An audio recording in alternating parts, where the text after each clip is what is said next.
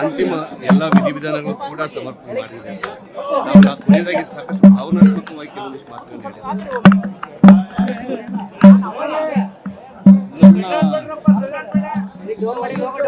ಮಾಡಿ ಮಡಿಕೇರಿ ಅವರೇ, ನನಗೆ ಜನ್ಮ ಕೊಟ್ಟಂತ ನನ್ನ ತಾಯಿ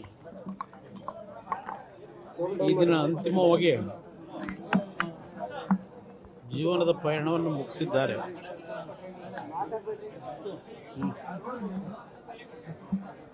ಅವರು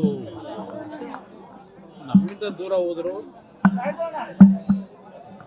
ನಾನು ಬದುಕಿರೋವರೆಗೂ ನನ್ನ ಹೃದಯದಲ್ಲಿ ಇರ್ತದಷ್ಟೇ ಅಲ್ಲ, ಅದರ ಜೊತೆಗೆ ಅವರು ಯಾವ ರೀತಿಯಲ್ಲಿ ಜೀವನ ಮಾಡಿದ್ದಾರೆ ಅದನ್ನು ಮುಂದುವರಿಸ್ಕೊಂಡು ಹೋಗ್ತಕ್ಕಂಥದ್ದು ನಮ್ಮ ಕರ್ತವ್ಯ ಇದೆ. ಕೊನೆಯ ಹಂತದಲ್ಲಿ ಇವತ್ತಿನ ಈ ಒಂದು